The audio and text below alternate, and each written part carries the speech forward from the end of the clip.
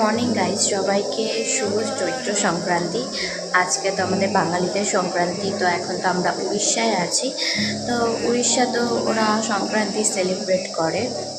তো যাই হোক, তো আজকে যেহেতু একদম পুরো পিওর ভেজ, আমরা তো বাইরে থাকি তাই ভেজ খাওয়া হয় না, কিন্তু সংক্রান্তিতে তো খেতে হবেই। আর তিতা টক খেতে হবে। তো সকাল সকাল এখন বাজছে 7:30। তো রান্না বসিয়ে দিয়েছি। ওদিকে হচ্ছে এখানে গাজর আলু ভাজা হচ্ছে, আর এই সাইডে করলা কেটে রেখেছি। এই সাইডে আমি করলা কেটে রেখেছি।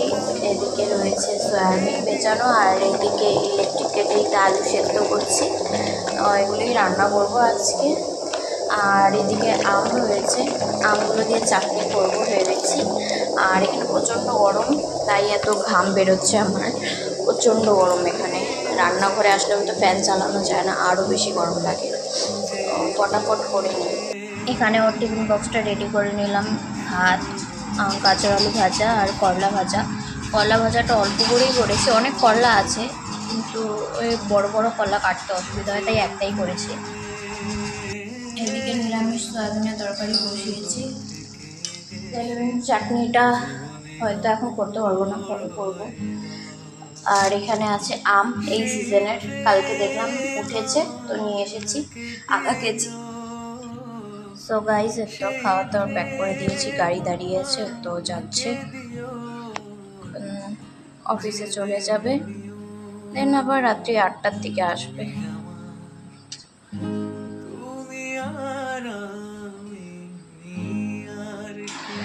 এখন তো চলে গেল, এখন একটু ঘুমাবো, রেস্ট নেব। তারপরে ঘুম থেকে উঠে তারপরে দেখি কি কি করা যায়। আমাকে এখন উঠি, দেখো কি আসছে, আমার ঘুম পুরো ভাঙে দিয়েছে। এখানে এখন আমি হরলিক্স বানিয়ে নিয়ে আসলাম। এটা তো পয়লা বৈশাখের জামা কাপড়। এখন এখানে জামাগুলোকে গোছাবো, কারণ দেখো কি অবস্থা। আর গরমে তো আমার ভীষণ খারাপ অবস্থা, প্রচণ্ড গরম। পেপারগুলোকে লাগালাম। অ্যাকচুয়ালি যতটুকু আঠা ছিল অতটুকু আঠা দিয়ে তো লাগালাম, কিন্তু আরও আঠা ছিল, কিংবা কোথায় যে গেল।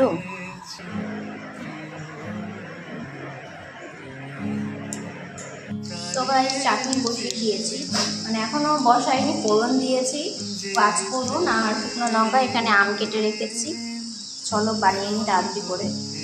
তো গাইস, আমার চাটনি অলমোস্ট রেডি। তো এখন এটাকে নামিয়ে ফেলবো। কেমন হয়েছে দেখতে অবশ্যই জানাবে, আর তোমরা কীভাবে আমের চাটনি বানাও সেটাও, ওই প্রসেসটাও একটু জানাবে আমার। তো গাইস, তো এই জায়গাটা একদম পুরো পরিষ্কার করে ফেলেছি, সব জামা কাপড় ভেতরে ঢুকিয়ে রেখেছি। ব্যাগগুলো সব এই কোণার মধ্যে রেখেছি। তো কি বলি, হ্যাঁ, এই তো আমাদের সরস্বতী ঠাকুর। তো তাহলে কি সংক্রান্তিটা এইভাবেই কাটেনি, এখনো বাকি আছে। তো যাই হোক, দিনের বেলাটা এভাবেই কাটালাম, সব কিছু পরিষ্কার করে। তো তোমাদের ভিডিওটি কেমন লাগলো অবশ্যই কমেন্টস করে জানাবে। তো দেখা হচ্ছে খুব তাড়াতাড়ি পরে একটি ভিডিওতে। ততক্ষণের জন্য সবাইকে টাটা।